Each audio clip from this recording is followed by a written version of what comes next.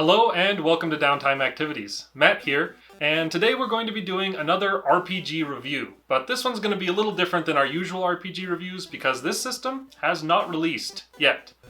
We're going to be going over the Metroville superhero RPG system. Metroville is a soon-to-be Kickstarter game system that started by now what I would call a friend of ours, Tyler, who reached out to us a while back and said that he had seen some of our previous reviews and wanted us to review his system. An important distinction here, we are in no way being sponsored by Metroville or its creator. He simply gave us a chance to look over his rules and give our opinion on it. So, our opinion will be our own. Spoiler alert, we really like it. It's an awesome system. We'll break it down for you and tell you more about the Kickstarter at the end of this video. Metroville is an up-and-coming superhero RPG that seeks to make the players feel like the super-powered heroes or villains of comic books. Now, we here at Downtime Activities have tried to find a superhero RPG in the past to no avail. We felt that many of the available systems fell into one of two traps. Either the system felt like a poorly reskinned traditional RPG that did not capture the feel of a superhero story, or it felt a little too heavily influenced by large IPs like Marvel.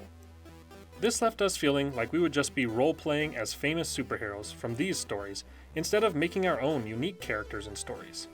The Metroville system seeks to solve this problem. The Metroville system has a good variety of powers, talents, and traits that make characters very cool and distinct.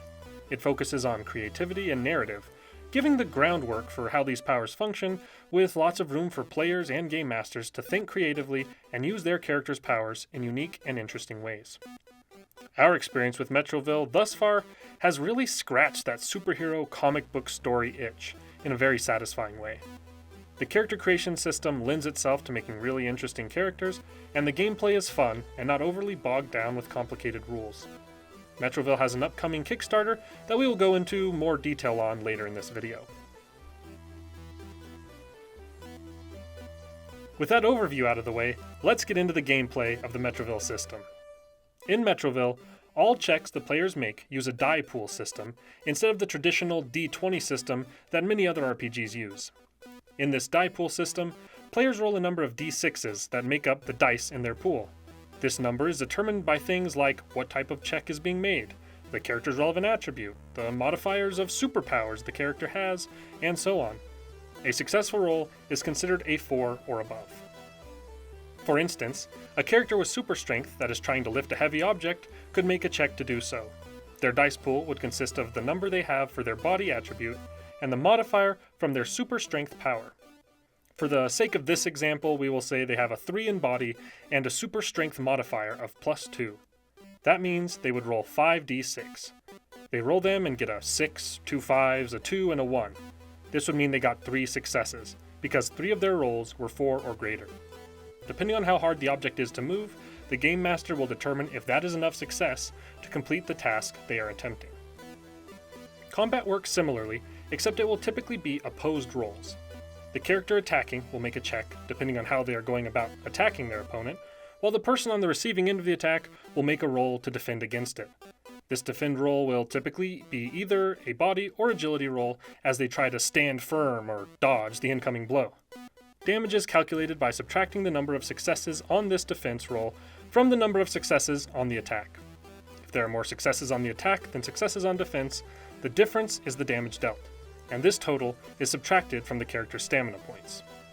There's a lot more that can affect these rolls, and many different ways characters can go about attacking depending on the powers they have, but this gives a pretty good basic breakdown of how combat rolls are determined.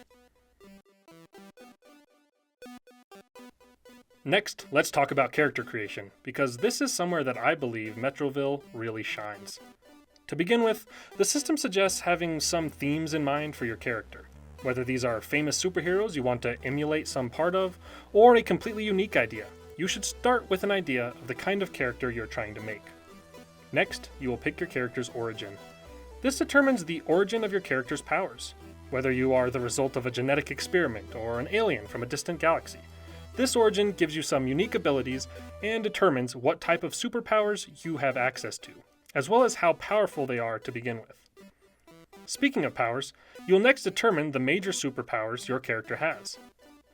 These are separated into physical powers, which include things like super strength and super speed, or mental powers, which include things like telepathy or telekinesis. At this point, you'll decide your character's core attributes.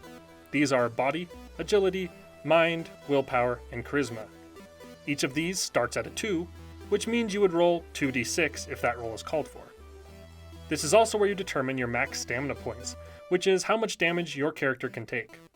This, by default, is a 7, and you have a total of 6 points to spend upgrading core attributes or stamina points. Each point spent on a core attribute raises it by 1, up to a maximum of 4 at character creation, unless otherwise stated. And each point spent on stamina points instead raises it by 2, up to a maximum of 13 at character creation. You can also determine a few other attributes at this point, those being armor rating and perception. Armor helps to protect against damage, and by default is a 0. This is usually raised by some powers or equipment, and a lot of armor is damage specific. Perception has both a passive and active score, and is linked to the mind attribute. Making active perception checks can also use other relevant talents, so this is a good place to get creative. Speaking of that, you will next determine your character's talents. These talents are broken down into general talents and unique talents. There is a list of general talents that include things like driving cars and using weapons, but the unique talents have no list, because it is meant to be up to the players to come up with interesting and specific talents that they want to have. This is very open-ended and provides a great opportunity to think creatively. The final statistical decision to be made is what traits your character will have. These traits are broken down into strengths and flaws. Each strength has an associated plus modifier, and each flaw has an associated minus modifier. Strengths range from small things at +1, like adorable or having claws, up to +9 for the rapid regeneration ability. Flaws range from -1 for claustrophobic, up to -6 for being a literal child. Players can take as many of these as they want, so long as the final result of adding and subtracting these modifiers is 0.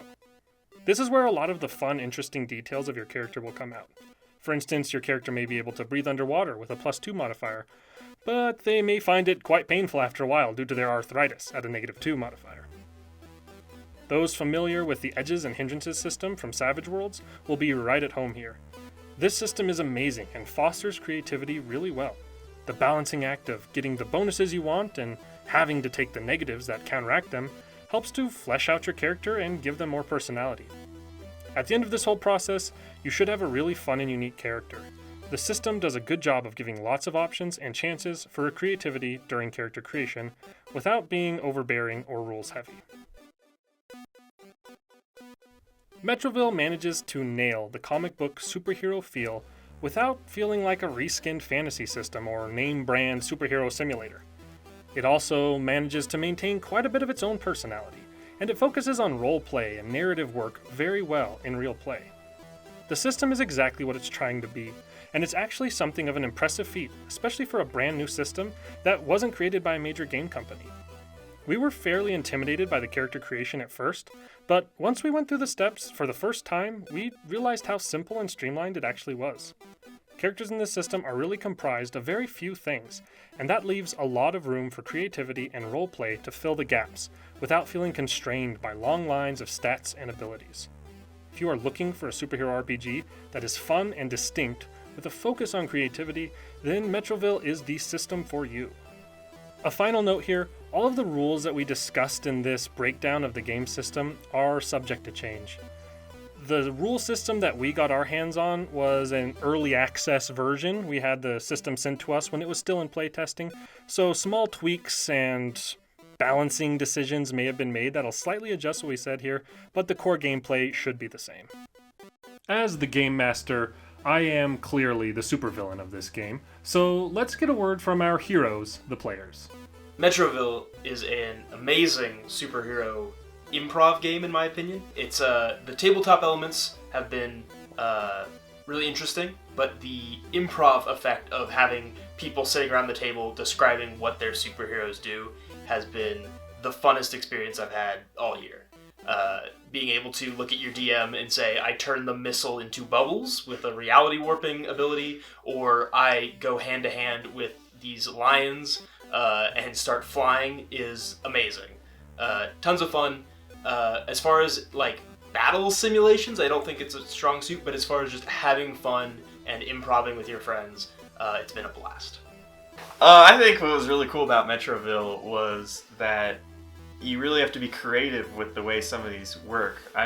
I struggle more with kind of the really detailed rule systems in other tabletop RPGs. I mean, it's harder for me to put the work into figuring that out, where, you know, in one situation, I didn't really have to know the combat at all. I just used alter reality to make a brick over a guy's head, and it fell on him and downed him. So I think it's just fun because you just kind of think your way through.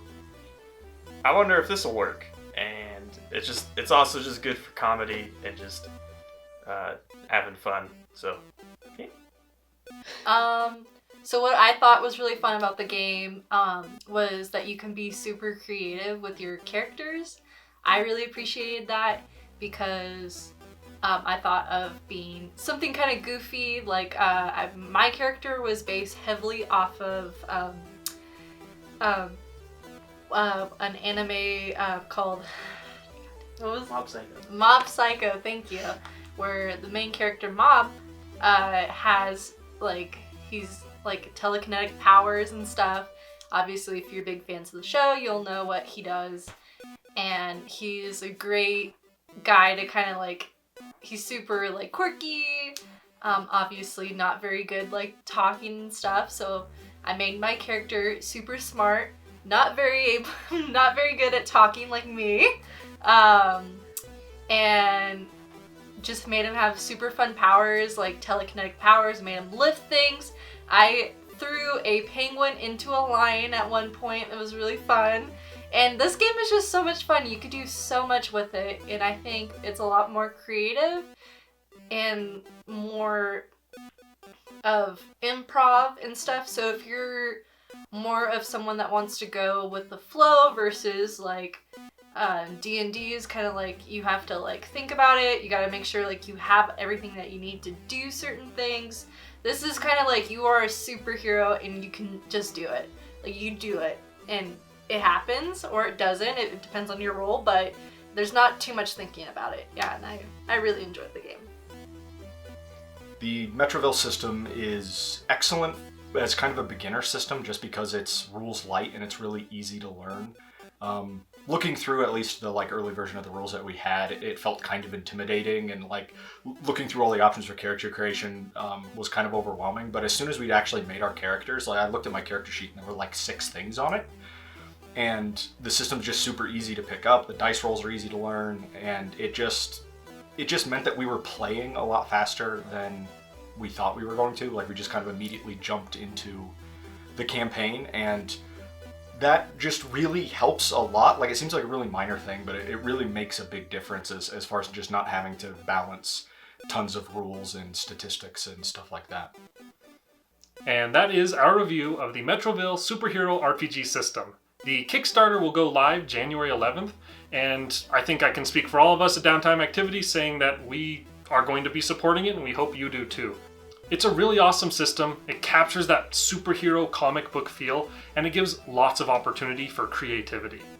We are big fans of the system. We're going to be using it as our go-to superhero system from now on, I'm sure, and recommend that all you do the same. If you're interested in Metroville, we will have the link down in the description to the Kickstarter. We're also going to have a couple other videos coming out soon about this system. One where we interview Tyler, the creator of the system, kind of going over his thoughts and struggles going through making the system, as well as some live play coming up on the channel, so keep an eye out. Now go forth, slay dragons, sling spells, roll dice, and enjoy your downtime activities.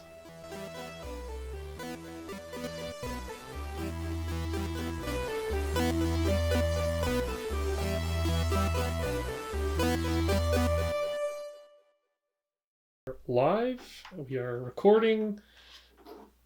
Just make sure you talk directly. What's the name of the... Metroville. Metroville, okay. Obviously a big fan. Yeah. I remember the superhero one. I love Metroland. So, Metroland. all right. Quiet on set. Ooh, jinx. Metroland was a great experience. Metroville. He got you. He got you. Metroland. Big fan. Metroville. Big fan. Metroville. Okay. 3, 2, 1. Metroville. Oh, you can't. It's Metroville. It's a city, not it's a city, not a theme park. All It gets right. me every time. Now that you've put it in my head, it's just okay.